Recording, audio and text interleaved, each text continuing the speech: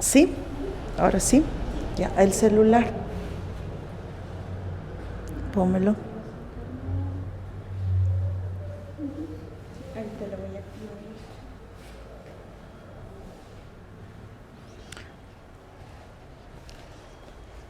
Listo, chicos, buenas noches, espero que me estén escuchando. Bueno, yo sé que están impacientes ya los del Facebook, estamos esperando a los de plataforma, chicos, comprendan, tienen que tener un poquito de paciencia, ¿sí? Mientras tanto estaba leyendo sus mensajes, ¿no? Me decía, Misita, danos señal, tal vez es grabado. No, chicos, las clases no son grabadas, las clases son en vivo y en directo, como siempre y como toda la vida. Así que el grupo Cáceres no creo que les haya hecho pasar una clase grabada diciendo que es en vivo. Fácil de darse cuenta, ¿verdad, chicos? Entonces, a ver esta parte, quisiera que, pongan buenas noches, chicos, a todos. A ver, vamos a mandar saludos a todos los que están escribiendo. Ya estaba viendo hasta las figuras literarias, no me decían no te escuchan mis ojos. ¿Cómo que no me escuchan mis ojos? ¿Cómo tus ojos me van a escuchar? A ver, decía, vamos a mandar saludos a los que hace rato estaban escribiendo. A ver, a Joseph, Leandro, Inés, John, Evi, Flor, Rose, José, Jesús, Sandra, Evi, Jairo, por el otro lado, José, Cielo, Juan, Joan, Araceli, Núñez, Machaca, Cielo OM, buenas noches, Andy Ancasi, Maximiliano OM, Cristian Morote, María Vanessa, por el otro lado, José, John Araujo, Menli Durant, Stephanie Zulca, Sami, Sandra, Eds, Jurdín, Leandro, Menli, Lisette, Rose, Diana, buenas noches, chicos. Yo sé que están impacientes los que estaban en el Face, ¿verdad? Teníamos que esperar un poquitín a los de plataforma para ya dar inicio, chicos, a nuestras clases. Repito nuevamente, estas clases son en vivo y en directo, ¿no? Hoy día es feriado, pero igual nosotros estamos en clase porque no podemos parar, ¿verdad, chicos? Listo, entonces ahora sí, gracias. Claro, están ya incómodos porque dice siempre es la plataforma y cuando nosotros tenemos problemas ni siquiera hay técnico en internet.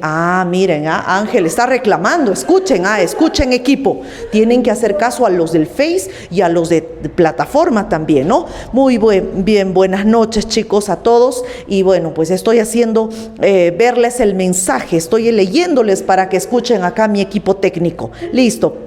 Buenas noches a todos. Entonces, así nosotros vamos a dar inicio, chicos, a nuestra clase. A ver, la semana pasada nos habíamos quedado en la literatura que se ha dado en la posguerra. Esta es la última parte que se va a desarrollar después de la Guerra Civil Española. Entonces ustedes ya han podido leer la parte de la teoría, el cómo es que resurge la novela social, especialmente la novela social. En esta parte la narrativa va a expresar todos los hechos caóticos que había vivido la Guerra Civil, la crisis de la Guerra Civil que se dio del 36 al 39, ¿verdad, chicos? Muy bien, saludos. No me han mandado saludos. Chicos, ustedes saben que a veces pasa rápido todos los mensajes y no les he mandado saludos a todos, pero saludos a todos aquellos quienes están en el Face y en los de plataforma, más aún aquellos que están desde muy temprano, ¿no, chicos? Muy bien, entonces ahora sí empezamos con la clase. Nos habíamos quedado, les decía, en una de las novelas. Ahora sí quiero que me dejen de escribir. Ya muchas gracias por todos esos saluditos. Es hermoso, ¿verdad? Leer todos los comentarios, en realidad, como también le decían al profesor Smith, ¿no? Al profesor, ¿cómo se llama? Stitch. Steve, al profesor Steve le estaban haciendo hora. Y he leído, como he llegado temprano, estaba leyendo, profesor, ahora ya sabemos por qué se peina. De razón, que se ponía nervioso. Cuando yo ingresaba, él se pone nervioso, ya termina su clase, ¿no? Mejor voy a llegar en punto para no ponerlo nervioso, ¿no? No quiero perjudicarles. Bueno, chicos, entonces, ahora sí, empezamos con una de las novelas que en el último examen les preguntaron. Camilo José Cela, ¿en qué periodo de la literatura ubicas? Entonces es en la literatura de la posguerra. Entonces, cuando nosotros hablamos la clase pasada acerca de la última parte, la posguerra, también habíamos señalado acerca de un istmo que habría surgido justamente producto de esta crisis, ¿verdad? La parte caótica, grotesca, habría sido expresada con el istmo de la fealdad. Y ese istmo justamente es el estilo que va a tener la obra La familia de Pascual Duarte. Justamente Camilo José Cela es aquel que inaugura ese estilo del tremendismo con La familia de Pascual Duarte. Entonces partiremos señalando, a ver chicos, van anotando, ya la gente ya sabe cómo tiene que trabajar literatura, ¿verdad? Es una novela, esta es una novela que tiene el estilo tremendista, que tiene el estilo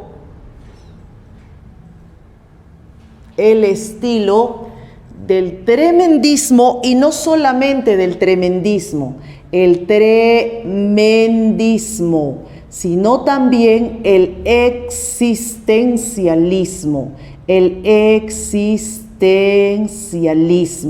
Ajá, ustedes repasando los exámenes pasados, había una pregunta que también decía, ¿cuál es la novela que tiene el estilo tremendista y existencialista y que pertenece a Camilo José Cela? Justamente se habla de La familia de Pascual Duarte. En otro examen les preguntaron, novela española en donde un preso escribe sus memorias desde la cárcel. Eso también es La familia de Pascual Duarte, ¿verdad? Ya se están recordándose los temas que sí han preguntado en los exámenes, ¿verdad, chicos? ¿Cuál sería el tema principal de esta novela? El tema principal es la degradación. Ahí tienen en sus libros la degradación. ¿De qué? La degradación del hombre, la degradación del hombre. O también puede ser la metáfora de la violencia. También podría ser el tema de la metáfora de la violencia. Entonces vamos a encontrar a un personaje que es aquel que, producto de una violencia familiar, social, es aquel que se va degradando.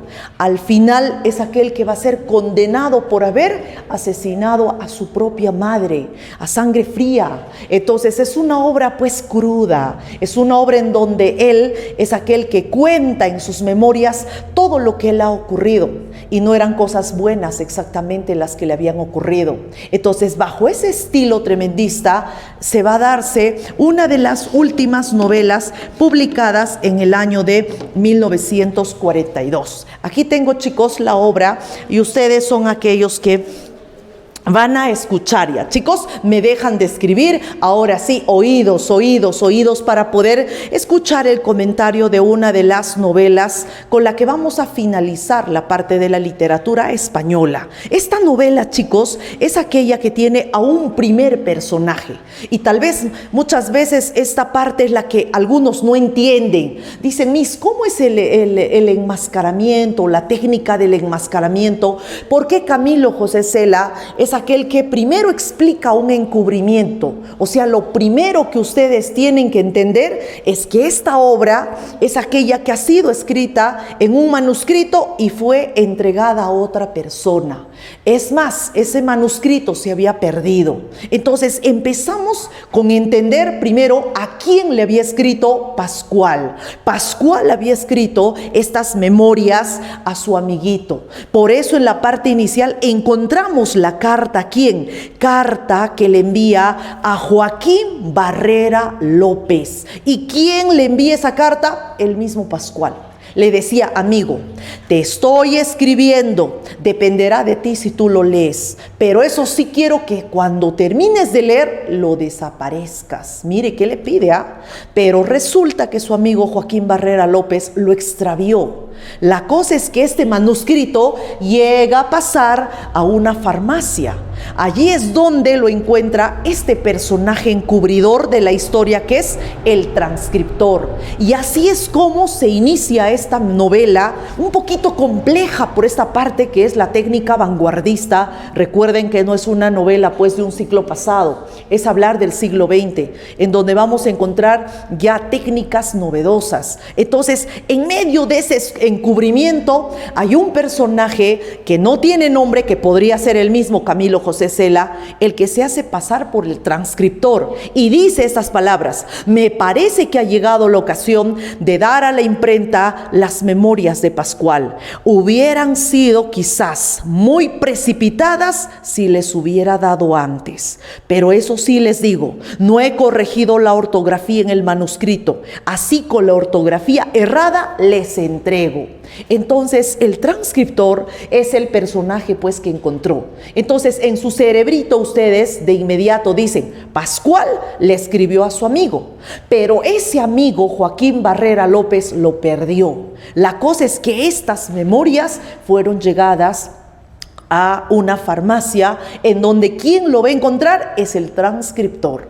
Y a veces en las guías he visto las preguntas: ¿quién es el personaje encubridor de la historia? Yo quiero que ese nombre sí aprendan, ese nombre que está escudado bajo el término del transcriptor. El transcriptor es el personaje que halló finalmente ese manuscrito, pero ¿cómo llegó Bis? No sabemos, solo a sus manos habría sido llegada y él es el que los presenta. Lo lleva a una imprenta y así es como conocemos las memorias ¿de quién? De Pascual Duarte. Entonces tenemos que tener en cuenta que quien escribe en primera persona, chicos, es Pascual. Pascual desde las rejas de una cárcel,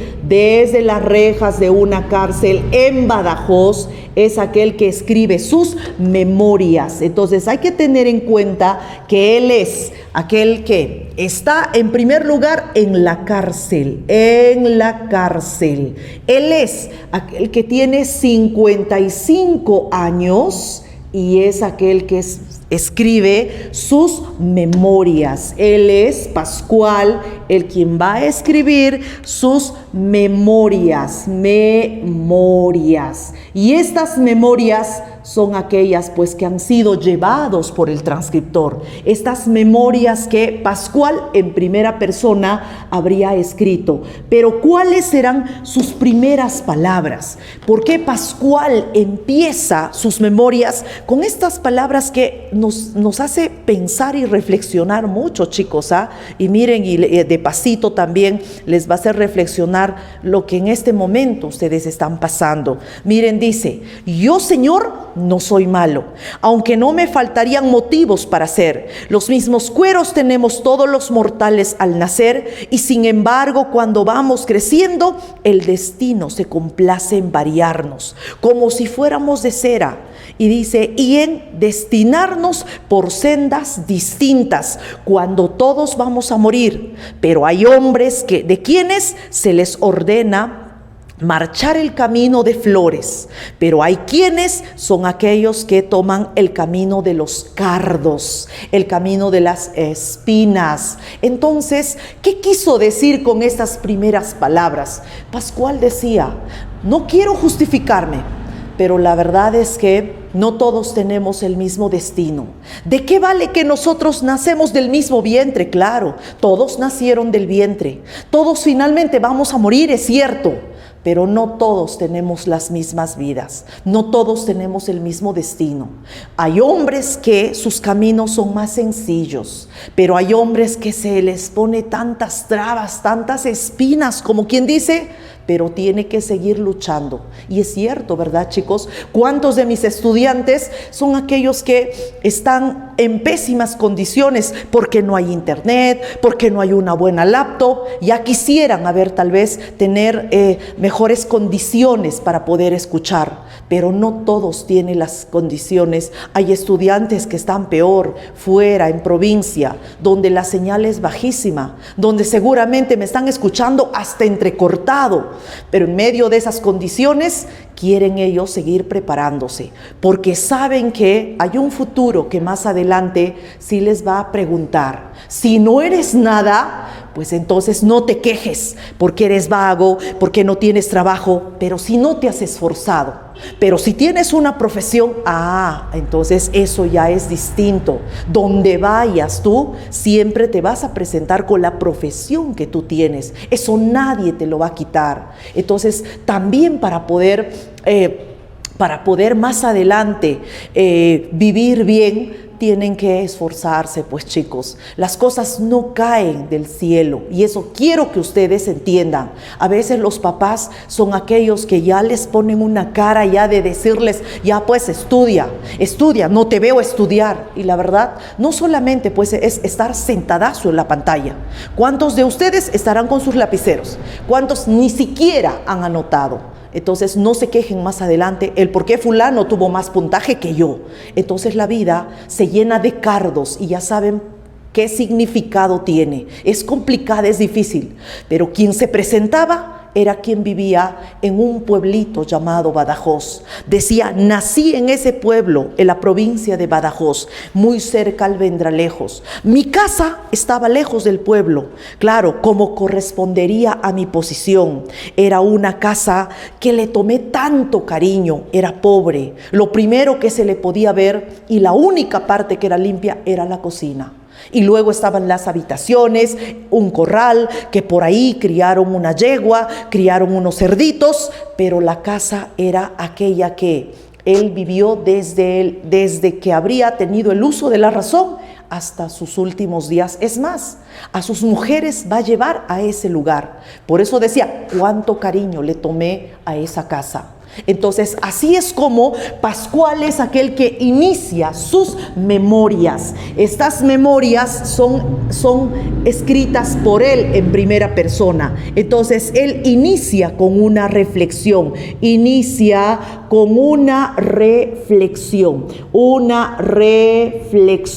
Y ya saben, pues es una reflexión existencialista. Cuando habla de la vida, la muerte, todos nacemos, todos vamos a morir, pero no tenemos el mismo destino. Entonces, con esa primera reflexión él inicia. Él es, Pascual, aquel que había nacido. Vamos anotando también las informaciones. Nació en un pueblito llamado Badajoz. Miren, cuando uno anota con otros colores, se recuerda. Es parte de una memoria también para que se vayan a recordar por largo plazo. No solamente pues se van a recordar para el examen que va a ser la próxima, que todavía no tiene fecha. No, se van a recordarse todavía por mucho tiempo más. Pero eso sí, si es que ustedes toman apuntes. Entonces, él nace en este pueblito de Badajoz, muy cerca a la provincia de Almendralejo. Y él es aquel que describe su casa. Una casa humilde, una casa que siempre toda su vida habría vivido.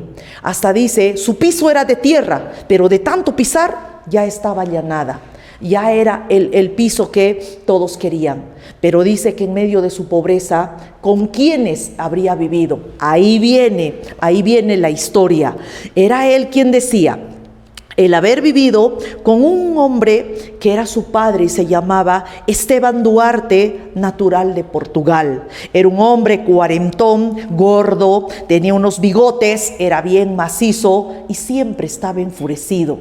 Se le enrojecía la cara cada vez que estaba molesto, mientras que su madre era al revés. Si su padre era grueso, su madre era pues delgada, hasta parecía de mal aspecto en salud, pero era alargada, era alta. Entonces, cuando él empieza a hablar de sus padres,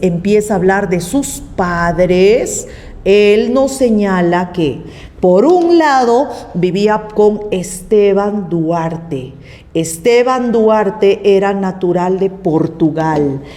Era foráneo. Él se llamaba Esteban. Esteban Duarte. Esteban Duarte. Dinis.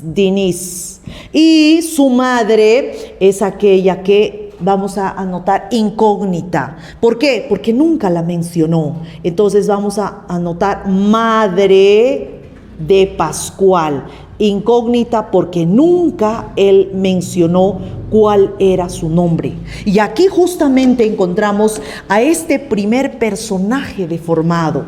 Cuando hablamos de las novelas con el estilo tremendista, son las novelas en donde aparecen personajes, no solamente psicológicamente deformados. Miren cuáles son las cualidades de esta mujer que no tiene cariño hacia ninguna persona. Es una mujer indolente, no le preocupa absolutamente nada. Y si nosotros vemos en otras realidades, la madre es distinta, ¿verdad? Hasta cuando uno habla de su madre, hasta le caen las lágrimas, porque faltan adjetivos para poder calificar. Siempre una madre es la más cariñosa, es la mamá la que siempre está al tanto de que si comes o no comes, la que a veces deja de comer para darte. Esa es una madre.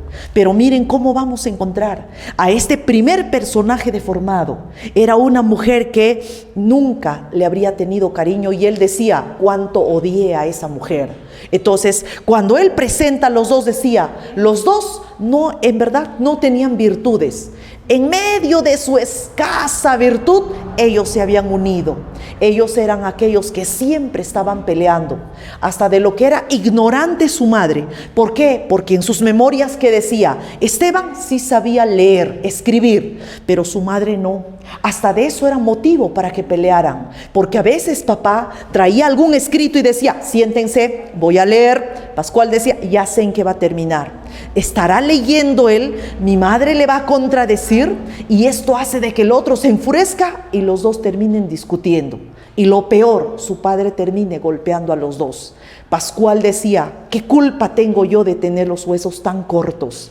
Era pequeño, no podía saltar para poder golpear a su padre, porque era muy pequeño y desde muy pequeño habría pues vivido en medio de esa violencia.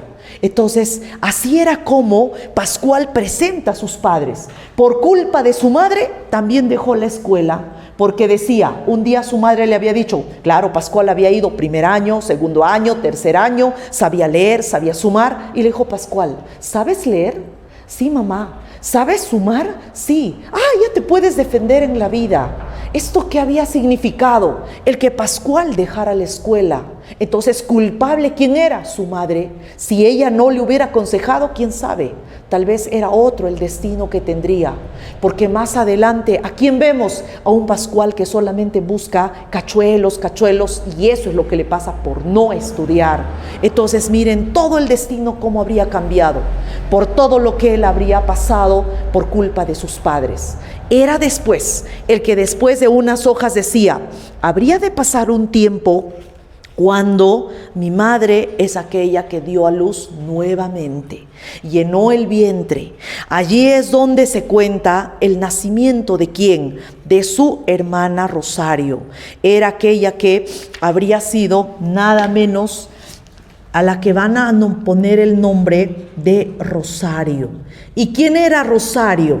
Aquella niña que toda debilucha y esmirriada habría nacido. Y el mismo Pascual decía, qué poca vida iba a tener de aquellos pechos tan vacíos de mi madre. El nacimiento fue trágico. Es más, Pascual que recuerda del nacimiento de Rosario, que su madre llevaba gritando horas. Y él había dicho, los partos de mi madre siempre fueron dolorosos. La partera ingresaba y llevaba gritando horas y horas. El día que nació Rosario, el papá estaría andando por la cocina, esperando que la niña naciera. Ya después de que naciera, se había metido este hombre y en medio de los correazos era aquel que habría golpeado a su madre. Y Pascual era aquel que había escuchado palabras tan crudas como decir, eres una bribona, eres una maldita zorra. Entonces esas palabras marcaron también la infancia de él. ¿Cómo creen que este niño no se va a degradar en la sociedad cuando esa es la vivencia que él tiene desde muy pequeño? Y así es como decía, esta pobre niña había nacido, toda decía, toda debilucha y esmirriada. Qué poca vida iba a tener de aquellos pechos tan vacíos de mi madre. De pronto la niña empezó a crecer, toda mocita, ella es la que se aferró a la vida. Hasta nunca va a olvidar, había días en las que la mamá abandonaría a la pobre Rosario, hasta le pondrían agüita, sopita en la boca de la niña y la niña se aferraba. Así toda delgadita ella abría sus ojos, seguía viva. Y es así como ella empieza a crecer y vaya que llega a ser la reinita de la casa. Y vaya que empezó a mandar a todos. Para ese tiempo los tres andábamos derechitos como una vara. Vaya, ¿qué se recuerda de ella? Porque esa niña era tan agrandada. Ella sí, ni siquiera fue a la escuela. Esta niña es la que a sus 11 años ella bebía como grande. Ella tenía dinero porque era una vivarracha, hacía un trabajo, otro trabajo, así como también tenía trabajo. A sus 11 años pareciera que ya habría salido con algún hombre. Claro que la gente que hablaba, y no tan buenas cosas, al contrario, malas cosas. Por eso decía, si hubiera tenido un talento, ella hubiera ido a la escuela, era otra cosa. Pero el talento no estaba para ella. Ella no había ido a la escuela, pero como ya les dije, llegó a ser la reina de la casa. Y vaya que en su memoria decía, bastaba una mirada de Rosario para calmar las iras de mi padre. Más de una ocasión nos ahorramos unos golpes. ¿Quién iba a suponer que aquel hombrón iba a ser dominado por una tierna criatura? Vaya qué poder tendría esa niña. De 10 palabras que hablaba, 7 eran groserías. Siempre paraba maldiciendo y hasta su papá le tenía miedo. Y miren cómo lo ha llegado a dominar, y ella ni siquiera habría cumplido sus 13 años cuando ella se fue de la casa. ¿Y dónde ella es aquella que viaja? Primero a la ciudad de Trujillo. Ella se va a la casa de su amiga Elvira. Entonces, por un tiempo habría estado en la casa de su amiga Elvira. Incluso regresa de la casa de su amiga Elvira y se había puesto mal. Ya no sabían si con hierbas, no con hierbas, le curaron para que finalmente emprenda otro viaje. Ella ya se iba ya más lejos, a la provincia. Terminó viajando hacia Almendralejo. Almendralejo fue la otra ciudad a la que aparece. Si ustedes pueden ver, primero viaja a la ciudad de Trujillo. Debe ser una ciudad en España. Allí estaba con su amiga Elvira. Y ya después entraría a Almendralejo, donde ella conoce a este tipo llamado Paco López. Paco López era un hombre que Pascual va a tener la oportunidad de conocer, y a este le decían el estirao. El estirao era un hombre que tenía ojito de vidrio. Vaya, ¿dónde lo habría perdido ese ojito de vidrio? Pero dice que era un hombre mantenidazo, bonita cara, claro. Era simpático, pero un mantenidazo, un vago para trabajar. Pascual decía, a ese tipo no lo paso con nada. ¿Pero qué iba a hacer? Su hermana lo había escogido y ella es la que mantendría a ese tal Paco López. Para esto seguía él, Pascual, escribiendo sus memorias y decía, cuando la niña más o menos hubiera pasado sus 15 años, mi madre llenó nuevamente el vientre. Por lo chupada y lo media enferma que estaba sospechosa. Y vaya a saber de quién fuera el hijo. ¿Y por qué esas sospechas? Porque justamente cuando se habla de Mario, en este caso ya viene Mario en camino, el embarazo que tuvo con Mario, hay un accidente que va a ocurrir. ¿Y cuál es ese accidente que termina matándolo a su padre? Hay un accidente que se recuerda, accidente que tuvo Esteban Duarte. Yo sé que ustedes se recuerdan. ¿Y qué accidente Misita tuvo? A él una tarde le habría mordido un perro.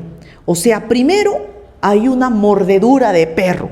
Y ese accidente había hecho de que él regresara a la casa molesto. De pronto dice, se pagaba con todos y su madre pues ya estaría con la barriguilla. Entonces hasta la partera le había dicho, si sigue así tu padre, terminará tu madre abortando. Entonces, ¿qué hicieron todos en la casa? Lo habían prácticamente atrapado a Esteban, que estaba en medio de la rabia, seguramente por la mordedura del perro, por el accidente, y lo encerraron en una alacena. Eso cuenta Pascual. Al encerrar en la alacena, se dice que ya daba gritos desde la alacena, estaba como enloquecido. Entonces Pascual decía, mañana seguramente se va a tranquilizar. Al día siguiente, la alacena estaba sin bulla. Pascual, ¿qué hizo? Se asomó a esa alacena, abrió las puertas, me imagino que debe ser una alacena grande para que tenga una persona encerrada, y el horror que se habría llevado. Se dice que Pascual habría visto a un Esteban muerto. Pareciera que de sus ojos habían caído sangre. Pareciera que se habría ahorcado porque su lengua estaba fuera. Y así es como muere Esteban Duarte. Muerto Esteban Duarte, a nadie se le echó la culpa. Es más, a su entierro ni siquiera habían ido. ¿Por qué? Porque era un ser pues medio odioso en ese lugar. Y para esto la pregunta es, ¿de quién es este hijo? Porque también un tiempo el papá había entrado a la cárcel por contrabandista. Y en ese tiempo la madre no había perdido el tiempo. Y siempre metía, porque Pascual lo vio, cómo el vecino, ese tal don Rafael, estaba siempre en la casa. Si no estaba su padre, estaba el vecino. Entonces, las veces que Pascual habría visto a ese hombre y al ver que su madre ya estaba con los síntomas del embarazo, Pascual decía, ¿quién ha de saber? Es el padre. Y tenía razón, porque muerto su padre, entró ese tal don Rafael como si fuera su casa conquistada. Así de fácil se podría notar que él podría ser, y vaya que él era el padre. Entonces, viene a ser el hermanastro de Pascual. Este niño sí nació, y cuando él nace, habría sido el niño que dicen que, no sé si era la tragedia, pero era un niño que había nacido enfermo. Ese niño nunca habría podido caminar. Ese niño era aquel que nunca había hablado, solo daba ruiditos para pedir su alimento. Y le daba tanta pena a Pascual que en medio de ser un niño enfermo, su madre no le atendía. Por eso Pascual decía, mejor nunca hubiera traído al mundo. Mujeres así, mejor que se quemen sus entrañas, que se sequen. ¿Para qué traer? Si cuanto más le necesitaba, era cuanto más lo abandonaba. Y no solamente lo abandonaba ella, sino también miraba el maltrato de don Rafael. Una vez Pascual, ¿qué es lo que vio? Ese niñito, como siempre, se arrojaba al suelo, casi siempre estaba en el suelo el pobre porque nunca se puso de pie. Es que el que se arrastraba como una culebrita, y a todo aquel que venía le mordía la pierna. Y el papá un día de esos, ¿qué hizo? Como siempre él se arrastraba y le mordía la pierna, el papá dice con la otra pierna le dio un puntapié y lo estrelló. Tanto así que habría hasta cicatriz en su cuerpo. Pascual decía, será mejor que me retiren a ese hombre, porque si lo veo, soy capaz de mandarlo al otro infierno. Entonces, Pascual estaba viendo cómo ese niño era maltratado, en este caso por su propio padre. Debajo pueden anotar quién es el padre de Mario. El padre de Mario es don Rafael. Don Rafael. Pero resulta que Mario es aquel que habría vivido solamente 10 años. ¿Y por qué? Porque se cuenta que Mario es aquel que habría perdido la vida ahogado en una tinaja de aceite. Pero vaya vida que habría tenido. Pascual, ¿cómo resume la vida de su medio hermano? Trágica. A sus 4 años ya prácticamente había tenido ya un accidente. Como ellos criaban cerdos, se dice que esos cerdos que habían hecho, prácticamente le arrancaron parte de la oreja. Y dice, daba gritos, Pascual era aquel que lloraba al ver que sufría su hermanito. Incluso hubo un boticario que hasta se apiadó para poderle poner unos ungüentos y curar sus orejitas. Y así es como ese niño se aferraba a la vida. Así con sus orejitas cicatrizadas seguía viviendo. Pero dicen que al final A los 10 años, un accidente habría dado muerte a él. ¿Y cuál era el accidente que habría tenido? El accidente, en algún examen en la pre les preguntaron, el personaje que muere ahogado, pero vaya que muerte, muere ahogado, porque la madre, que era una descuidada, guardaría pues una tinaja. Era una tina grande que estaría detrás de la puerta donde echaba agua, desperdicios, y entonces ella no se imaginaba que él podría caer. Y claro que al caerse, ¿quién iba a socorrer? Nadie, si no había nadie en la casa. Esa mañana Pascual buscó a su hermano y miren cómo lo encuentra. Hasta Pascual describe el momento en la que sacó, dice, de la tinaja, y había un hilo de aceite que todavía vagaba entre sus labios. El pobrecito le dio los auxilios, pero no pudo salvar. ¿Y saben Pascual qué decía? Lloré.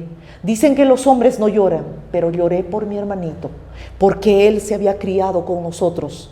Y Pascual decía, yo creo que Dios se ha recogido al ver que tanto sufrimiento había tenido hasta sus 10 años. Entonces este niño habría vivido hasta los 10 años, Pero después de él, justamente el día que lo enterraron, Pascual se recuerda y decía en sus memorias, a mi madre ni siquiera le importó. Es más, cuando le contamos cómo había muerto, hasta se había reído. Esa no le ha tenido cariño para nada. Por eso Pascual decía, cuánto odio siento hacia mi madre. Y son los motivos que él tiene para que él nunca haya mencionado cuál era su nombre. Entonces ya para esto habían de enterrar, porque su hermanita tuvo que venir desde Almendralejo para poder enterrar. Y él ahí se acuerda que justamente el día que había enterrado Mario, claro, esta es una parte grotesca, un poquito fuerte, era el día en que conoce a Lola. Lola era una vecina y ahí entra en sus memorias la tal Lola. Y decía, Lola a sus 22 años estaba pero buenaza. Escuchen, a las que les gustan las morenas. Era alta, morena, de color negro el cabello que era hermoso. Sus ojos profundos, tan negros. Y tenía unas carnes tan prietas que su cuerpo era endurecido. Por lo muy saludable que estaba. Y el desarrollo que mostraba, cualquiera hacía pensar que hasta por las delanteras que tendría, era madre. O sea, tenía pues buenos pechazos, ¿no?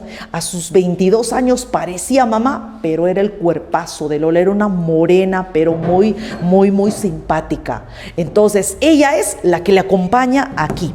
Y es él quien decía, allí se dio mi primer encuentro amoroso.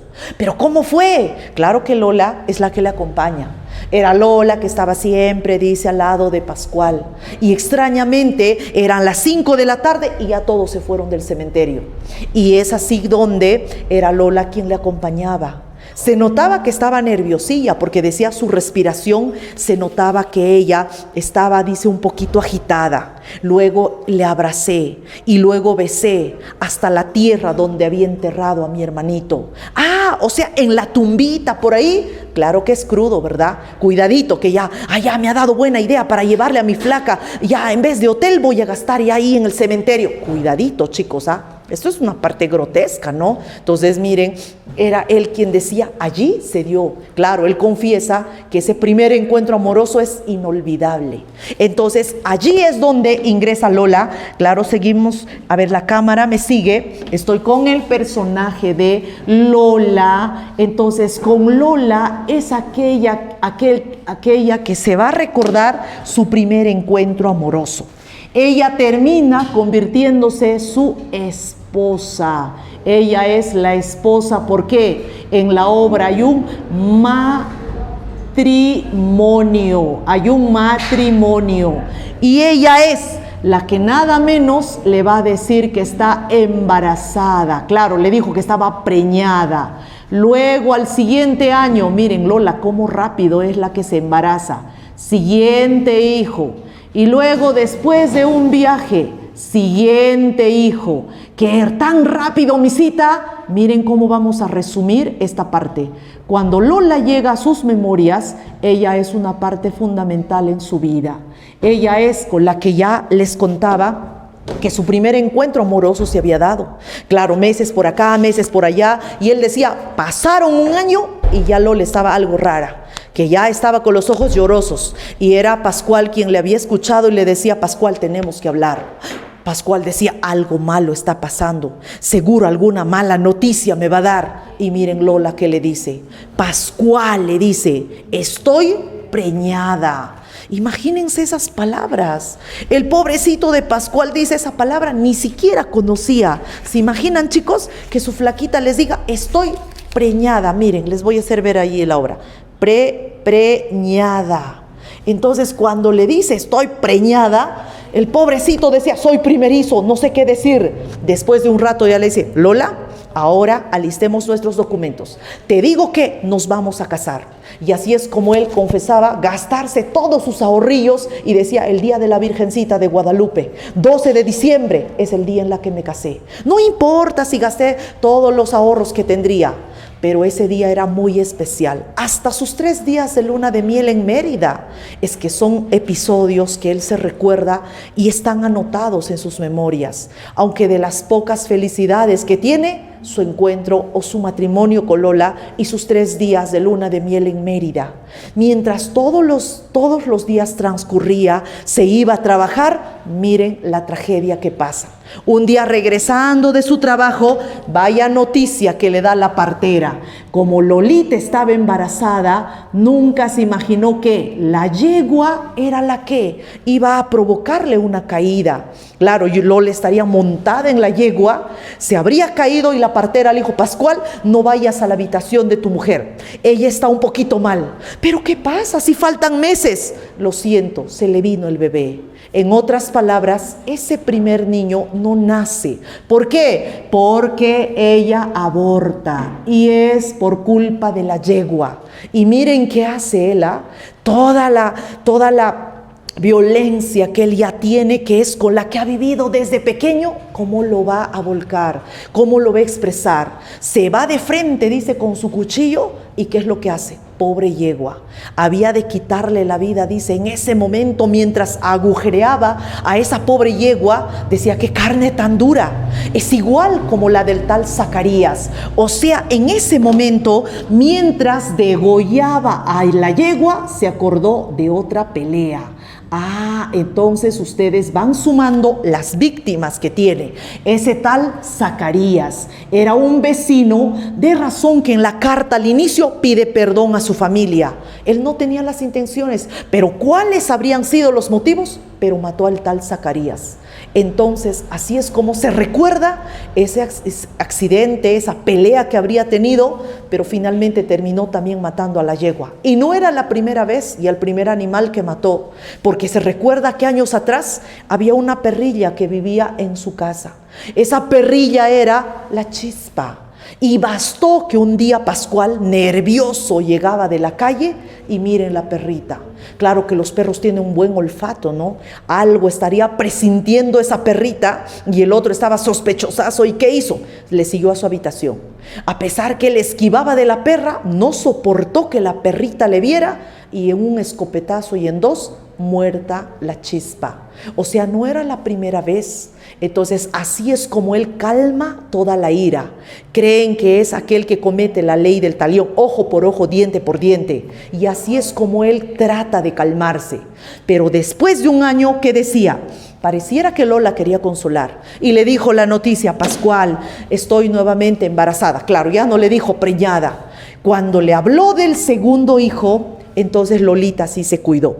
Ese niño sí nació. ¡Ay, qué alegría! Porque eso es otra felicidad.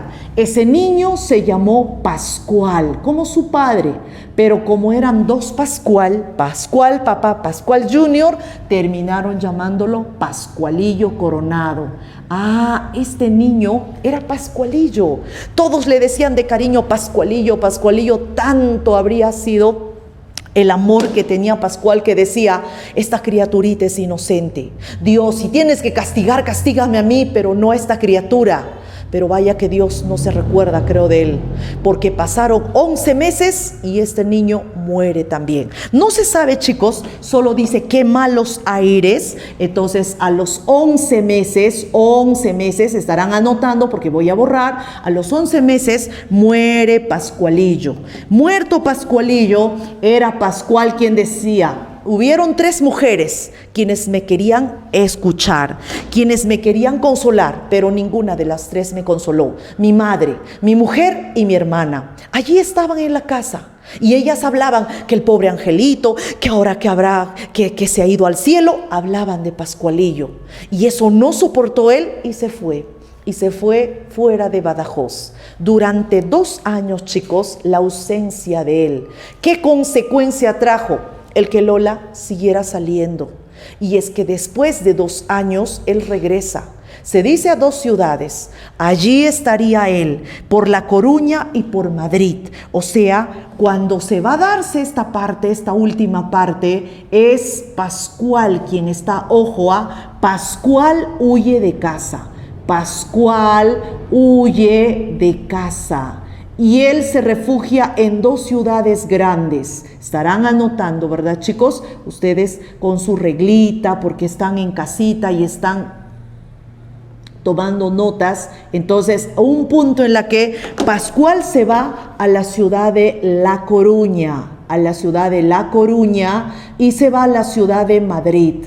Entonces, él era aquel que nada menos, desde esos lugares que decían, los cachuelitos iban bien, pero su deseo más grande era irse a América. Pero finalmente no consiguió irse a América. ¿Cuánto tiempo habría estado en este lugar? Habría estado 2 años. Miren cómo anoto con colores para que ustedes se recuerden que yo había anotado algunas informaciones más. 2 años. Y en esos 2 años, él, ¿qué habría hecho? Ni siquiera se habría comunicado con su casa. Pero cuando él regresa, Lola estaba cambiada. Claro, Lola le reclama, ¿y los 2 años? ¿Y quien me ha abandonado eres tú, Pascual? Pero Pascual no tenía pues palabras, disculpas, ¿qué le podría decir? Fueron 2 años, pero Lola tenía también una noticia que darle. En esos 2 años, ella estaba embarazada. Ella confesó una tarde, ¿qué podía hacer? La barriga igual se le iba a notar. Entonces le confiesa que está embarazada, pero no le dice quién es el padre. A petición ya de algunas otras tardes, confiesa que ese niño que está en su vientre, ¿de quién creen que era, chicos? Ay, esto es ya de lo peor, ¿verdad? Es nada menos de este personaje que ya había deshonrado ya a su hermana, a la hermana de Pascual. Entonces ese niño era de ese tal Estirao. Y dicen que un Estirao Junior estaba allí en su vientre. Que dicen que cuando se enteró Pascual, cuando escuchó Paco López el Estirao, tenía ganas en ese momento de estirar al Estirao. Un poquito más, en ese momento hasta vomitaba espuma. ¿Por qué? Porque lo tenía atragantado a ese hombre. Ese es de lo peor. Se había metido con su hermana. Ahora se mete con su mujer. Solo le faltaba su madre y barría con toda la casa. Era de lo peor. Entonces ahora, ¿qué es lo que va a ocurrir? Era él quien va a tener que arreglar cuentas. Pero también, chicos, en esta parte, cuando hay esta confesión, hay algo extraño. Es un dato escondido. ¿Por qué un dato escondido? Porque no se menciona exactamente quién es aquel que mata a Lola, pero nosotros vamos a presuponer quién es el que tiene motivos, a quién le ha fallado. Es a Pascual. Y Pascual es aquel que aparece y ella prácticamente cae en sus brazos con un cabello que se va al hombro. Él pareciera que lo ha ahorcado o le dio un puñal. No se nos especifica, pero sí al caer sobre él es aquel que nosotros deducimos que aquí se habría dado la muerte. Es un dato escondido, ¿verdad? La muerte de Lola. Entonces, aquí se suma otra víctima más que tiene Pascual. Ya para esto, muerta Lola, después de haber enterrado a su mujer, el que se va es Pascual a reclamar. Ahora él tiene que saldar cuentas y por eso en este punto es Pascual quien mata a el Estirao. Él es en este punto aquel que mata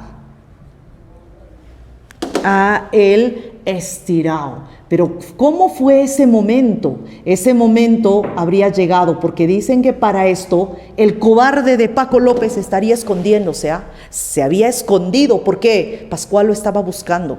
Y el día que lo encontró le dijo, tú eres el asesino de mi mujer. Claro que el otro decía, pero yo qué hice, pero yo no tengo la culpa de que Lola habría muerto. Le dice, ahora quiero que tú me cuentes, porque antes de que ella muriera, ella ya me había contado todo. Como quien dice, a ver, defiéndete. Y miren este malcriadazo, en vez de disculparse con Pascual porque ya se había enterado todo, le dice todavía, Pascual, no me vengas a reclamar, porque tanto tu hermana y tu mujer son unas zorras. ¿De cuál de las dos zorras me quieres reclamar? Cuando le dijo eso, era él quien le habría dado un primer golpe, un puñetazo, que ni siquiera usó su navajilla que estaba en su bolsillo. A puro puntapié lo estiró al estirado. Muerto el estirado, Pascual se tiene que ir a la cárcel. Entonces, en este punto encontramos que la información de que Pascual se va a la cárcel de Badajoz a cumplir una sentencia. Claro que al inicio decían 25 años será, pero no fue así. Se dice que él habría sido condenado a 3 años. O bueno, le salvaron. O le habrían perdonado porque dicen que su buen comportamiento ha hecho de que él solo estuviera 3 años en la cárcel de Badajoz. Y ya después de esos 3 años, él sale libre. Y cuando él sale libre, ¿qué creen? Que él está bien. Él confiesa que la mujer que habría sido la que le habría servido para que era una especie de terapia, la que vuelve a la vida, la que él no tenía ni siquiera ganas de salir a la calle, menos a trabajar, era su hermana. Era una mujer importante para su vida. En medio de cómo él se expresa de su hermanita, era ella la única que le decía, Pascual, tienes 35 años, tienes una vida por delante. Además, mientras estabas en la cárcel, la sobrina de la partera, esa tal Esperanza, era la que siempre estaba preguntando por ti. Y esto hizo de que Pascual se pusiera entre ojos a esa mujer. Y él es quien decía, fue mi segunda esposa. Entonces Pascual se volvió a casar. En su vida llega Esperanza. Qué bonito nombre. Pareciera que ella podría terminar dándole la tranquilidad que tanto necesitaba. Pero ni siquiera fue así, chicos.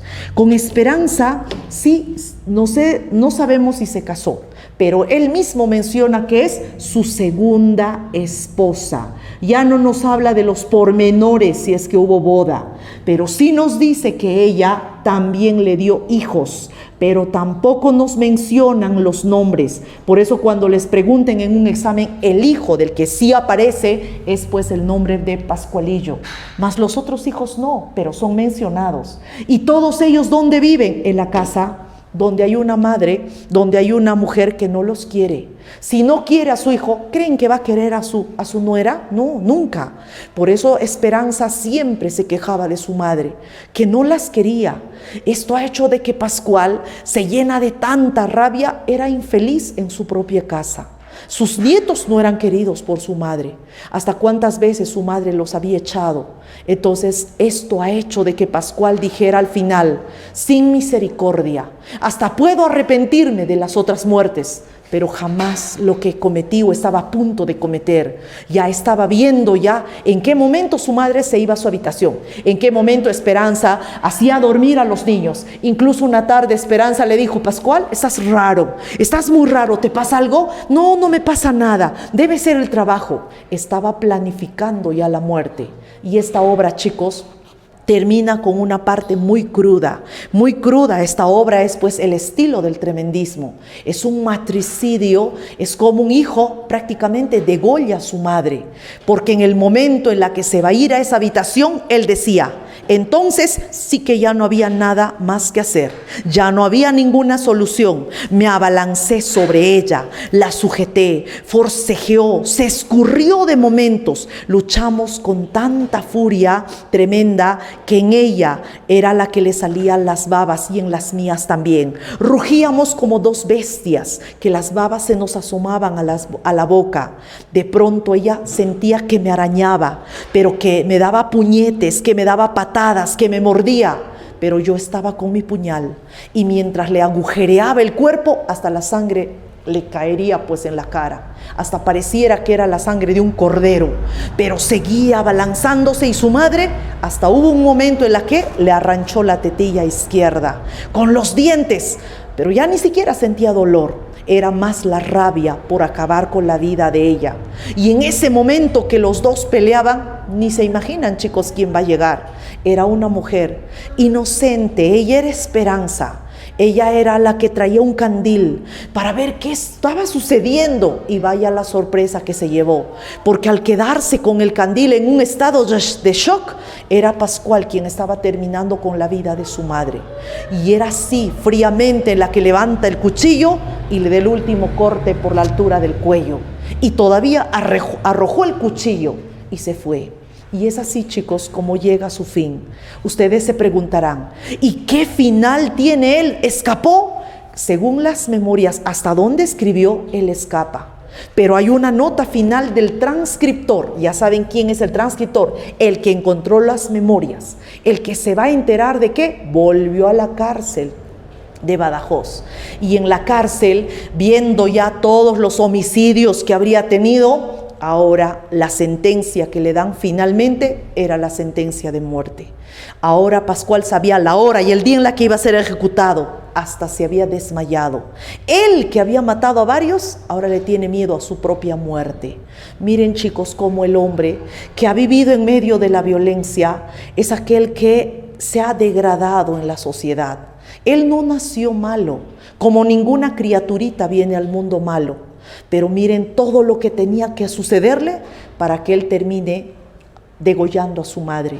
Entonces son escenas crudas en donde se habla de el estilo tremendista. Claro que Camilo José Cela ha sido criticado por esta obra. Es más, él decía, les dedico a todos mis críticos, porque decían, pero con qué crudeza puede contar esos puntos, esas partes, en donde él era quien habría anotado en las páginas de la familia de Pascual Duarte, que por lo menos en la década de los 40 se traspasaba una crisis o se habría pasado una crisis. Y miren el tipo de lecturas que también se dan.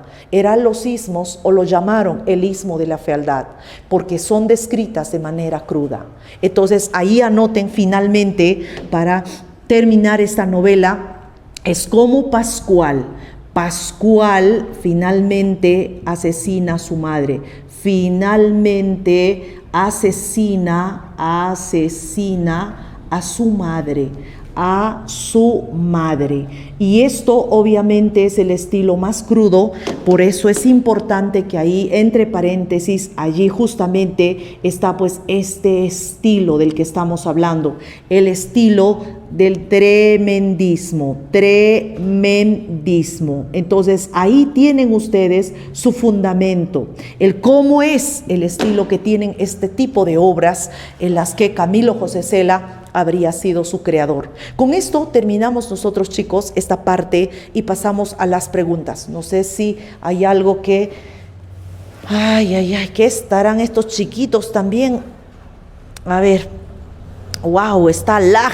No sé si están lag ellos o está lag su computadora. Wow, Miss, qué tragedia, dice, ¿no?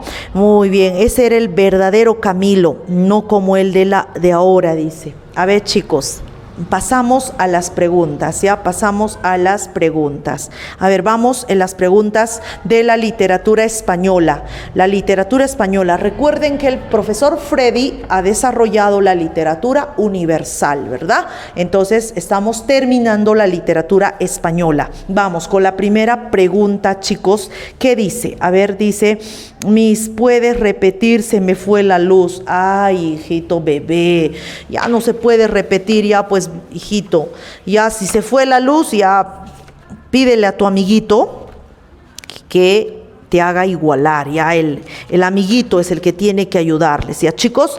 Dice dice, por un momento se habría ido la luz. ¿En qué lugares se habría ido? ¿Qué libro, el primer tomo, pues? ¿Por qué no serán normales, mis chicos? A ver, dice, solamente tengo en papel. Ya. ¿Quién es Lola? Lola es la primera esposa, chicos. Aquellos que no han tomado notas, la primera esposa de Pascual es Lola. La segunda esposita es Esperanza, las que aparecen en sus memorias, ¿ya chicos? Primera es Lola, si se casa, y la segunda es Esperanza. Listo. Ya dice, ya tengo el papel, ahora triste es la historia. Sí, pues Alex, así es. Muy bien, chicos. Yo sé que hay algunos que tienen tragedias, hasta se fue la luz en su casa, ¿no? Bueno, chicos, esas cositas escapan ya de mí, ¿no? Ya no puedo yo repetir. Liz, podría decir, ¿quién le mató a su mamá?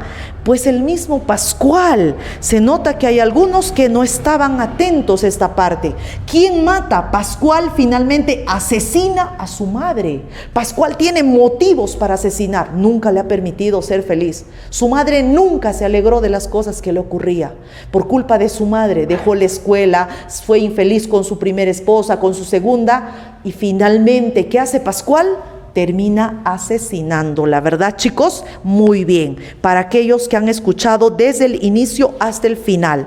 Justo se me había ido la luz, mi cita. Me dice, oh, chicos, qué pena, de verdad, qué pena, ¿no? Listo. En el primer tomo, en el libro que les han dado, en el primer tomo, hay preguntas, pues chicos, tienen que ustedes desarrollar. Ahí dice, primera pregunta, la lírica de Becker se ubica en él. Acá pareciera que hay dos respuestas, chicos, no me había percatado. La C y la E. Romanticismo tardío, sí, claro, está en el romanticismo tardío Becker. Y en la etapa del resurgimiento, ¿verdad? El resurgimiento del romanticismo. Pero así no se habría llamado, es la etapa del resurgimiento. Entonces, la respuesta que podrían dar es la C, romanticismo tardío. Romanticismo tardío. La C, romanticismo tardío. ¿Por qué? Resurgimiento del romanticismo, no, así no se llama la etapa del resurgimiento. Entonces, 1 es C. Anoten, chicos, 1C. ¿Qué fin tiene su hermana de Pascual y de su segunda esposa Esperanza? Flor me pregunta, ¿qué fin tiene su hermana? De su hermana no se sabe, ella sigue trabajando en Almendralejo. Y su segunda esposa tampoco se sabe, porque nos dejan al final que Esperanza es aquella que cuando ingresa a esa habitación donde estaría Pascual asesinando a su madre, ella se queda en estado de shock. La pobre ni siquiera pronuncia ninguna palabra. Entonces tiene pues un final abierto, ¿verdad, chicos? No podemos decir que finalmente se fueron de la casa con sus hijos. No nos dice en la obra, ¿sí? Bien, muy bien con tu pregunta, Flor Ana. Interesante, me dicen. Gracias, chiquitos. Ahora sí. 2.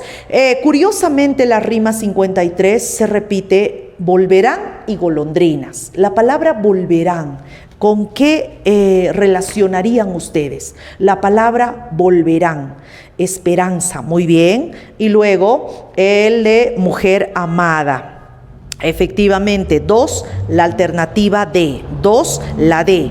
3, en la novela La familia de Pascual Duarte cuenta haber disparado a una perrita porque ésta entonces vivía en su casa. La respuesta es la A, chispa, ¿verdad? La chispa, muy bien. Miguel me dice, ya lo hicimos. La página 303. Sí, ya lo hicimos ya, chicos. Un repaso general, es que ya lo hicimos las preguntas. Bien, y para aquellos que están tomando nota, en la 4, una característica de la generación del 27, el romance, la C, ¿verdad?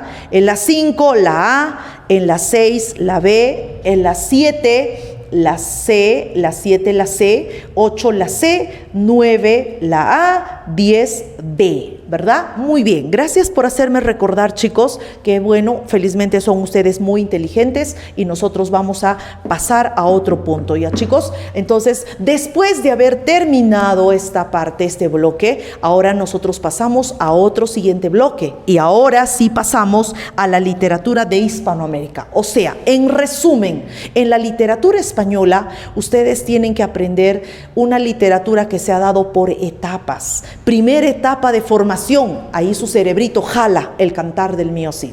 Segunda etapa de apogeo, el Gran Siglo de Oro. Desarrollamos dos grandes novelas, El Lazarillo y el Quijote. Luego es la etapa de decadencia, pero eso no nos piden en el prospecto. Luego es el resurgimiento, el romanticismo con Gustavo Adolfo Bécquer. Y después las dos generaciones ya tienen el cuadrito, ¿se recuerdan? 98-27, ese cuadrito se lo sabe. Ahora que ¿me puedo confundir? No, ninguna característica es igual. Entonces, en una de ellas repasan con Antonio Machado y en la otra con Federico García Lorca. Y luego en la posguerra, esta última parte, y así ustedes tienen la periodización de la literatura española. Ahora pasamos, chicos, a la literatura de Hispanoamérica, Hispanoamérica. ¿Eso qué quiere decir? Que el profesor Freddy va a desarrollar la literatura peruana. ¿Ya, chicos? Siempre estamos en constante coordinación. Como ya les dije, ustedes son aquellos que tienen por cada docente o por cada curso a 2 profesores. Así es que, bien, aprovechen, ¿ya, chicos? Ahora sí pasamos a la literatura de Hispanoamérica. No sé si hay alguien que tiene alguna pregunta. A ver, chicos, ¿alguna pregunta? Después de las 6 semanas está el tomo número 2. Obvio, no es 2 tomos, Miss, ya es 20 soles. Bueno, yo no sé. Miss, ya me perdí. No se pierdan, hijos bellos. En el primer tomo está la literatura universal y la literatura española. En el primer tomo. Ahora pasamos a la segunda parte, el segundo tomo. Debe estar Hispanoamérica y debe estar peruana y la última partecita regional. Eso ustedes tienen que conocer. A ver, mis ardillas, ¿ya? Primer tomo es la teoría literaria, donde ustedes han visto figuritas, incluso los 2 profesores hemos visto figuras y géneros literarios, literatura universal y literatura española. Ahora, en este segundo tomo viene la literatura de Hispanoamérica y la literatura peruana, ¿verdad? En la literatura de Hispanoamérica empezamos con el romanticismo. Rápido, chicos, ardillas, dinosaurios, ahora escriban.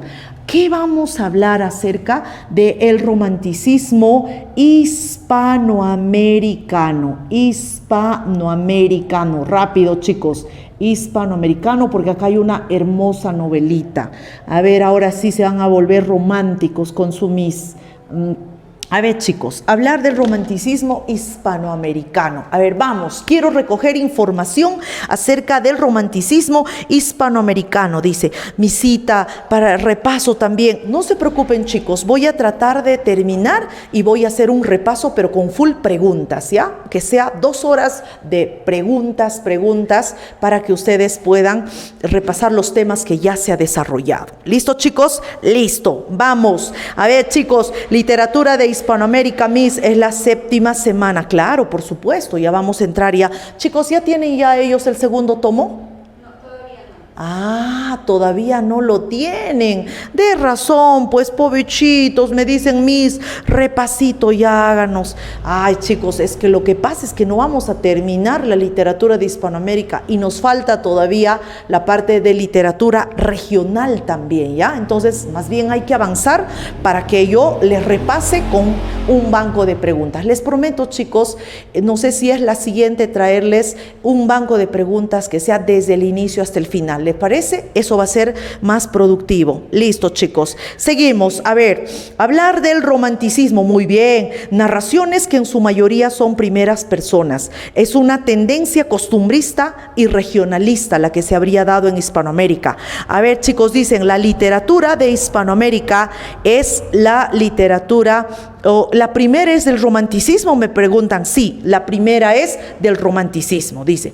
Está bien, Miss, claro, tenemos que seguir avanzando, chicos. En su oportunidad yo les prometo traer preguntas, ya chicos, preguntas para que ustedes desarrollen. Entonces, si quieren, la siguiente semana matizamos con un repaso, ¿les parece? Listo, entonces yo voy a preparar preguntas desde universal hasta española, sería todo lo que yo he desarrollado, pero avancemos, si no nos va a alcanzar el tiempo. Muy bien, ya los del Face, les felicito, están anotando. La exaltación de la naturaleza, Miss, es una de las características del romanticismo. Gracias, Saúl, por tu comentario.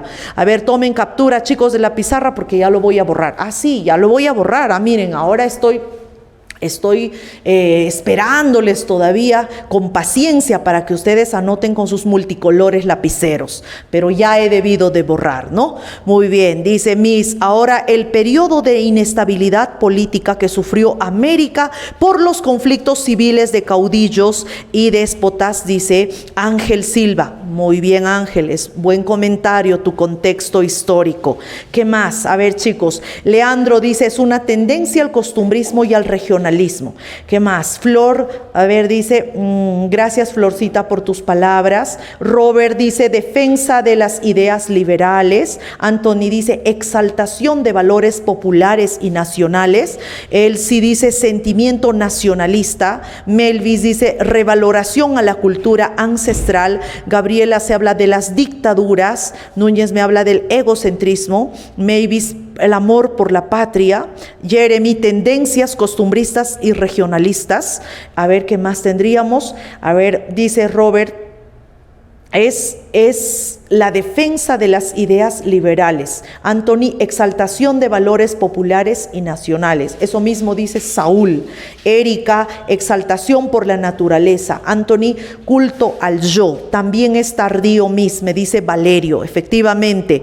A ver, dice, hay un romanticismo histórico. Sí, Gustavo. Fabiana, sufre la tradición, especie tradicional magistralmente por Ricardo Palma.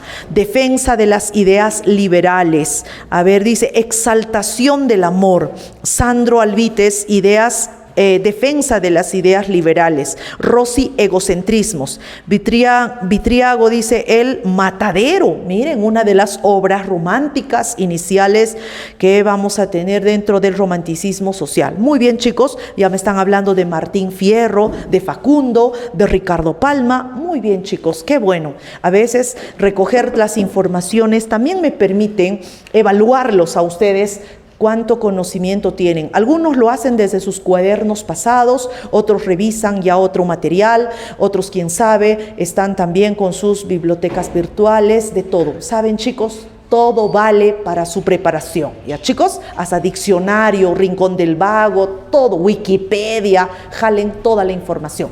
A ver, chicos, hablar del romanticismo de Hispanoamérica, como ustedes lo han señalado, es el romanticismo que se da en medio de un contexto en donde muchos de los países de Hispanoamérica están luchando primero para ser independientes. En medio de todo ello hay luchas pues de civiles, caudillos, gente que se quiere aprovechar, de aquellos que solamente llegan al poder y son aquellos que hacen y deshacen. Y de eso es de la primera parte en donde nosotros tenemos que llevar a un romanticismo en donde primero se va a darse las defensas de las ideas de los liberales. Pero todo ese contexto, ya sea de peleas, de pugnas, del caudillismo, del militarismo, se ha desarrollado el romanticismo, claro, con sus propios matices. Por eso en el romanticismo nosotros decimos a inicios del siglo XIX, ¿qué es lo que se va a darse? Las luchas por la independencia. Entonces vamos a tener en muchos países luchas por la independencia, Y esto hace de que muchos países logren su independencia, como también el Perú. Pero por otro lado también se dice que el romanticismo es aquella que se va a desarrollarse desde diferentes vertientes. Pero ¿cómo se da? Primero se da pues tardíamente, décadas después, años después. Entonces, si en el mundo el romanticismo a inicios del siglo XIX es pues la que tiene amplia propagación, un romanticismo en España, en Francia, en Alemania, en Hispanoamérica no es lo mismo. En Hispanoamérica es tardío. Entonces, en medio de todo lo que se está dándose, años después se va a darse un romanticismo tardío.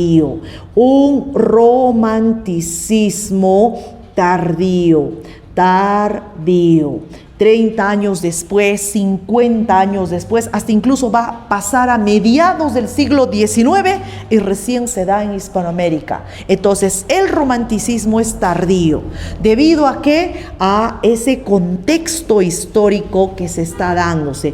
Debido al contexto histórico, entre paréntesis, si ustedes desean, ese contexto histórico que está lleno de luchas. Ese contexto en donde ya les decía, caudillismos, liberalismos, dictaduras que se van a darse, son aquellas que no permiten que se desarrolle el romanticismo como se habría desarrollado en el mundo, en Alemania, en España, en Francia. Entonces, en medio de este contexto, sí se da el romanticismo. Pero ¿de qué manera se va a darse el romanticismo? Revalorando el paisaje. Por eso muchos han escrito, es paisajista, es regionalista, es costumbrista. Eso le añadió Hispanoamérica. Hispanoamérica es un mundo en donde se habla del paisaje, de las costumbres, de las supersticiones. Hispanoamérica es rico en eso. Por eso uno hasta cuando en la misma casa, ¿no? Donde uno vive dice, soñé, ayer soñé algo muy feo. Otro ya en casa está interpretando, ¿no? ¡Oh! ¿Has soñado fruta? ¡Oh! Vas a estar embarazada. Miren cómo es la tradición de Hispanoamérica, ¿no? Tradiciones, mitos, supersticiones, eso se va a añadirse a las obras románticas. Eso es algo original de Hispanoamérica. Entonces, el romanticismo sí se va a desarrollar, pero aquí vamos a señalar revalorando. Esto se da en Hispanoamérica, se va a darse la revaloración ¿de qué? La revaloración ancestral. Es una revaloración cultural. Hispanoamérica es aquel lugar en donde se va a sumar a una variante que llega desde afuera, pero con otros matices. Repito, chicos, en España, en Francia, se ha dado el romanticismo. Ustedes conocen las características del romanticismo universal. El culto al yo, predomina los sentimientos, los lugares exóticos, gusto por lo medieval. Pero en Hispanoamérica, ¿qué? En Hispanoamérica es cultura, es ancestro. Por eso en la novela María, ¿qué simboliza el ave? Esa ave que aparece una y otra vez, porque sabemos de que hay un símbolo que se da trágico, así como en el campo, una culebra debe ser algo que simbolice una desgracia. Y Rosendo Maki en El mundo es ancho y ajeno también vio una culebra. ¿Para qué? Para que más adelante le den la noticia que su esposa estaba muerta. Entonces eso se asocia ¿a qué? Al romanticismo extranjero. Repito, llega tarde, pero bajo ese contexto llena de luchas, en donde se revalora la cultura ancestral. Es la revaloración ancestral, cultural, incluso paisajista también,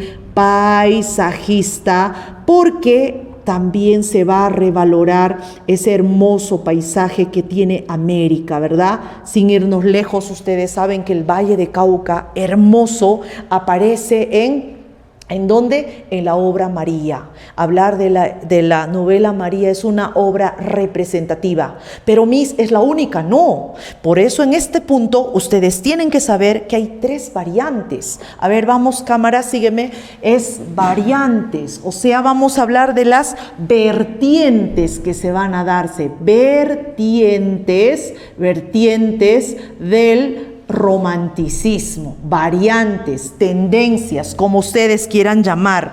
Por ejemplo, estarán anotando, chicos, hablar de uno, el romanticismo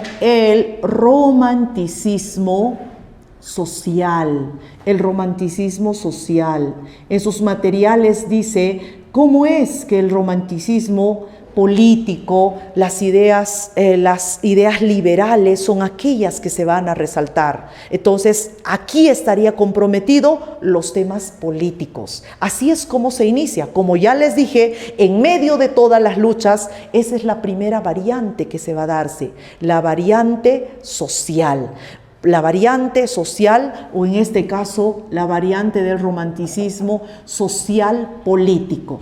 Pero, ¿qué vamos a mencionar aquí? A ver, chicos, en sus materiales que todavía no les han dado, pero ya les van a dar la siguiente semana. ¿Cuándo les van a dar el material? La siguiente semana, chicos, allí dice el romanticismo social es aquella que tiene a las ideas liberales por los escritores cuyas tendencias son las que se preocupan por liberar a los pueblos de los tiranos de América, de los progresistas, de los oportunistas. Esos son los temas que van a estar dentro de esta variante. Entonces, se relaciona, ustedes anoten, chicos, se relaciona los temas políticos y sociales. Se relacionan los temas políticos y sociales. Los temas políticos y sociales. En algún examen les preguntaron, ¿quién era el primer romántico? Alguien escribía el Matadero. En él se da el primer romántico. ¿Y quién era el primer romántico? Seguro deben estar escribiendo, ¿verdad, chicos? Esteban Echeverría, con E. Echeverría. ¿Es Echevarría? No, este argentino es con E, Echeverría. Él es el autor del Matadero. A ver si anotan con otro color, chicos. Él es el que ha escrito el Matadero. ¿Será un prostíbulo el Matadero? No, es un camal donde se llevaban las reses, en donde justamente se atravesaba la dictadura del general Rosas, en donde había hambruna, pobreza en Argentina.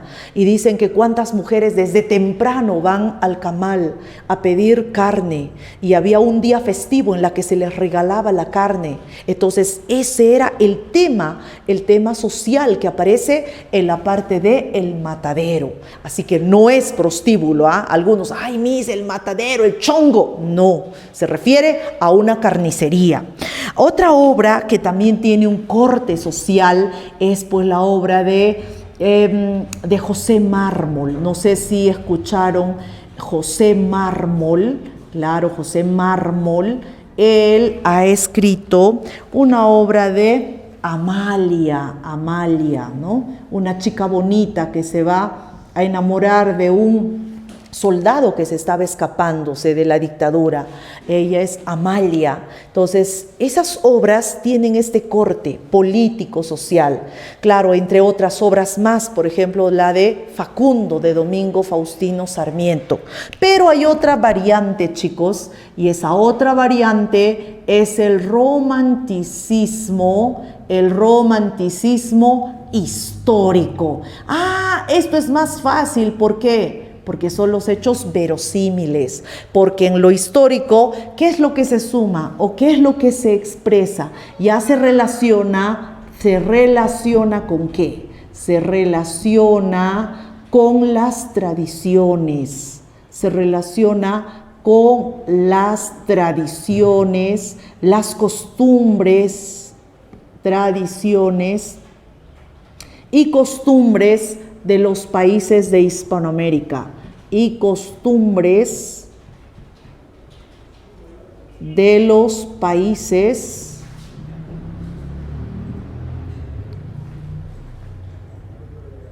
de Hispanoamérica. Estarán anotando, chicos, Hispanoamérica.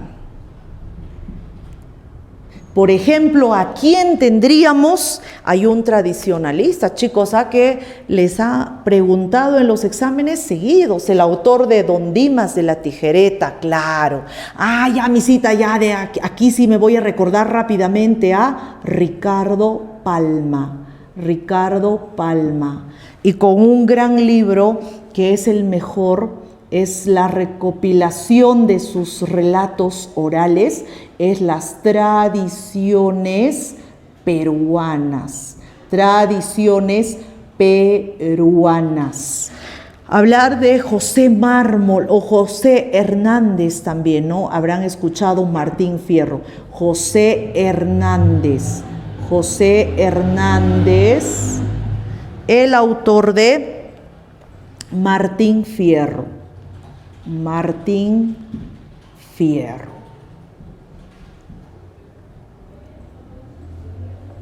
Listo, chicos. Entonces, así vamos anotando las variantes que se habrían desarrollado en el romanticismo de Hispanoamérica, ¿no, chicos? ¿Están anotando? A ver, vamos. Muy bien. Tradiciones peruanas. Muy bien, chicos. Les felicito, Amalia. Efectivamente, otra vez la señal, pobrecita Evi, ¿no? Algunos están traumados con su señal. Ay. Dice misita, sí, no sé qué es lo que voy a hacer. Ay, chicos. Se entrecorta seguramente, ¿no?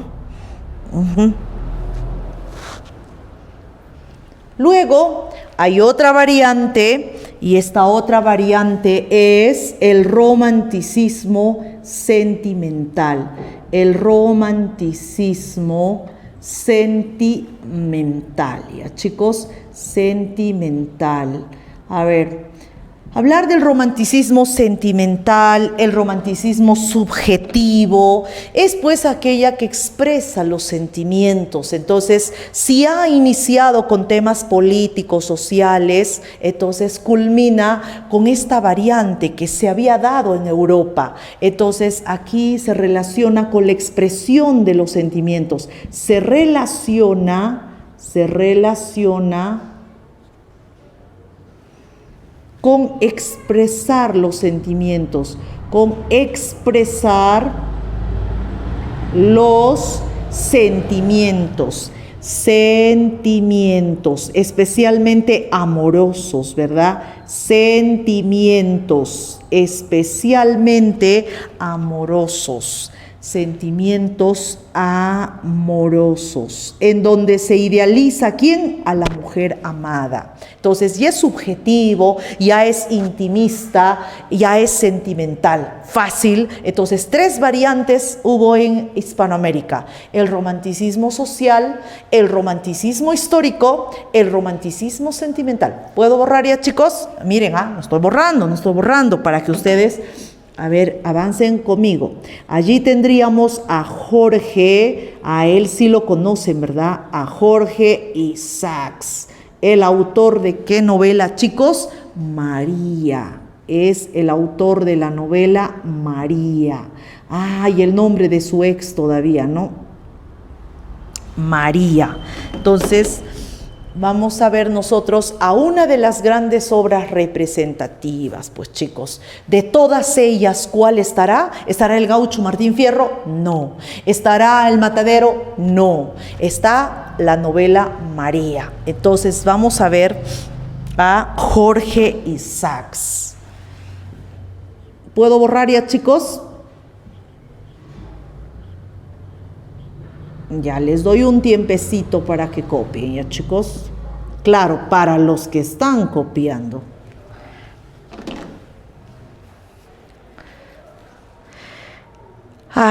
Precursor del regionalismo, muy bien, precursor del regionalismo, muy bien, gracias.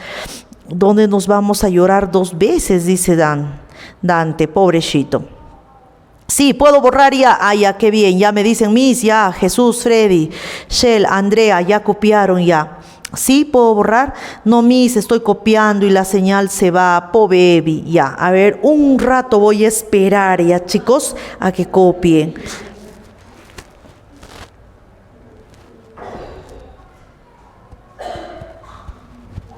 Muy bien, les estoy dando un espacio. Aquellos que como Evi están copiando y la señal se les va, ¿no? Ah, es el poeta, ya me están escribiendo Leandro Poeta, novelista del Valle de Cauca. En mi cuadra no hay electricidad, pero en mi casa está normal, solo para internet. Qué raro, ¿ah? No hay luz y tiene internet, chévere.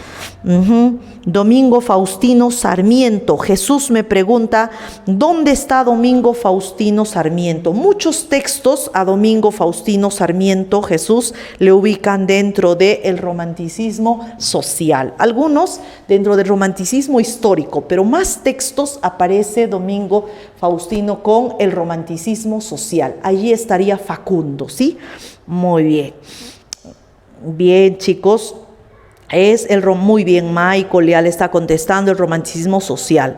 Otro Leveles, pues me dice, María se convirtió en una de las obras más notables del romanticismo dentro de este movimiento. Ángel Silva, efectivamente. Luis dice, es el poeta, novelista del Valle de Cauca. Efectivamente, muy bien, allá están anotando, ya están veloces, ¿no, chicos? Así es, él es uno de los románticos más populares de Hispanoamérica. No tienen algunos internet, y qué raro que estén en clases si no tienen internet.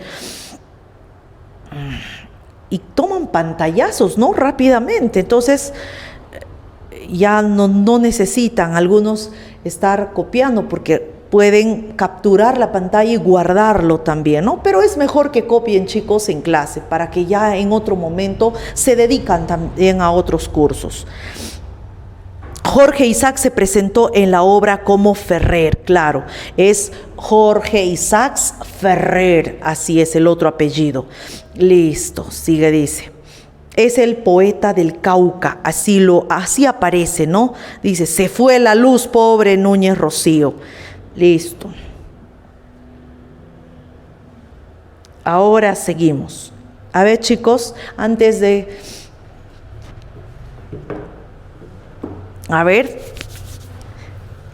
borrar, ¿ya está listo, chicos? Seguimos. Ya ves. A ver, dice Jorge Isaacs. Algunos dicen, es el poeta del Cauca. Efectivamente, anotemos, chicos, es el poeta del Cauca. A ver, él es el poeta del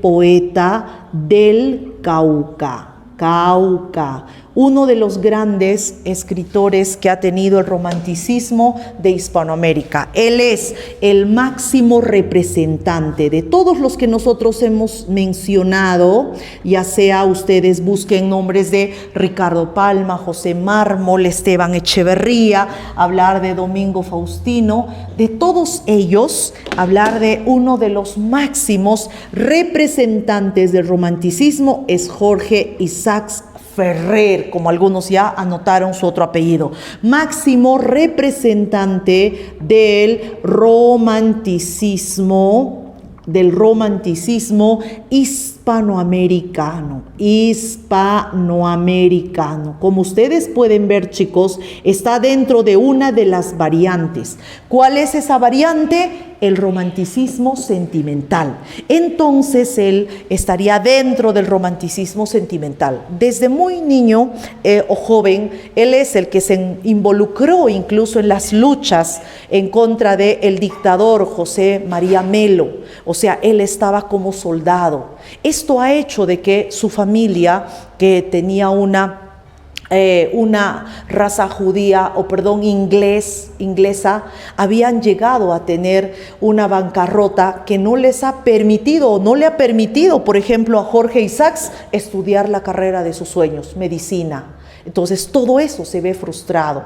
El que su padre tenga en el Valle de Cauca 3 haciendas y los habría perdido 2. En uno de ellos estuvieron ellos viviendo un tiempo y esto ha servido para que escriba justamente una de sus grandes novelas que viene a ser pues María. Una de las grandes obras, una de las novelas, así se llama, novela más popular es la novela María, la novela más popular es la novela María. Es la novela María, que habría tenido como escenario justamente una de sus haciendas que viene a ser el Valle del Cauca. Él siempre había estado influenciado por los escritores a los que había leído desde muy joven, los escritores sobre todo franceses. Por eso en la novela María aparece Chateaubriand, por eso aparecen las historias de Atala. Entonces, Paul y Virginia, él es el que va a estar influenciado por los escritores franceses. La influencia que habría tenido, influencia de escritores franceses, escritores franceses.